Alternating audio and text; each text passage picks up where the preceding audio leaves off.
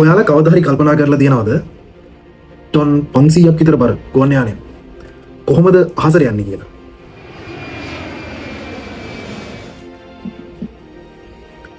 උදාහරණයක් විදිහට අපි ගමු එයාබා සමාගමේ A380 කියන ලෝකේ ලොකුම මගී ගුවන් යානය.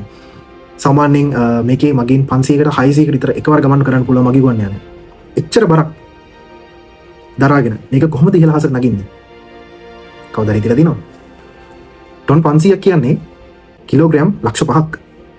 සාමාන්‍යයෙන් සිමෙන්ති කොට්ටක බර කිලෝ 50යි. එකමට හිතලා බලන්න සිමෙන්ති කොට්ට 11000ක් විතර එකපාර අහසට යනකොට කොච්චර බලයක් අවශ්‍ය වෙනවද? එකමටවත් හිතලා තියෙනවද කොහොමද මේ එන්ජින් දෙකකින් මේක අරන් යන්නේ කියලා? අද මම කියලා දෙන්න හදන්නේ හැමෝටම තේරෙන සිංහලෙන් කොහොමද ගුවන් යානයක් උඩ යන්නේ කියලා. අපි උදාහරණයකට ගමු මේ ප්ලේන් එක. මේක බෝයින් සමාගමේ හදපු ඩ්‍රීම් ලයින් එකක්. Boeing 787 dream line. අපිට හොඳට බැලුවොත් එහෙම තට්ටේ අමුතු හැඩයක් තියෙනවා. ඔයගලන්ට පේනවා නේද?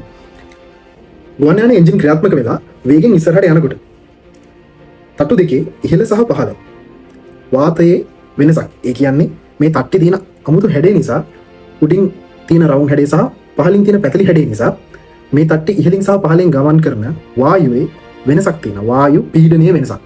ඉහළින් ගමන් කරන වායුවේ පීඩනය අඩුයි, පහළින් ගමන් කරන වායුවේ පීඩනය වැඩි. අපි මේ ඉහළින් සහ පහළින් ගමන් කරන පීඩන වෙනසට කියනවා පීඩන අන්තරය කියලා. මෙන්න මේ පීඩන දෙකේ වෙනස නිසා පහළින් පීඩනය වැඩි වෙලා තියෙනවා. එතකොට ෆ්ලයිට් එක ඉස්සරහට යනවත් එක්කම ඒ යන ස්පීඩ් එකත් එක්ක ෆ්ලයිට් එක උඩට ඉස්සෙනවා. ගුවන් යානය ඉහළට ඉස්සෙනවා. මොකද තට්ටේ යට පීඩනය වැඩි, තට්ටේ උඩ පීඩනය අඩුයි. දැන් අපි බලමු.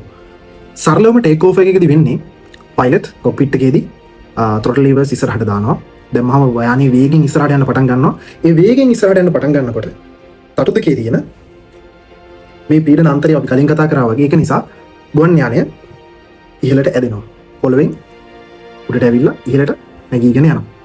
දෙයනේ කියලා එන්ජින් දෙකේ කිසි ප්‍රශ්නයක් නැත්තම් එන්ජින් දෙකෙන් බලේ නිපදවන තාක්කල් උඩට වෙලා හිටියයි. ඔයාලට තවත් එවියේෂන් ගැන, ඒ කියන්නේ ගුවන් යාන ශාස්ත්‍රය ගැන ඉන්ට්‍රස්ටිං ෆැක්ට්ස් සහ නොදන්නා දේවල් තේරෙන සිංහලෙන් දන්න විදිහට දැනගන්න කැමති නම් මගේ channel එක subscribe කරන්න. ඊගෙන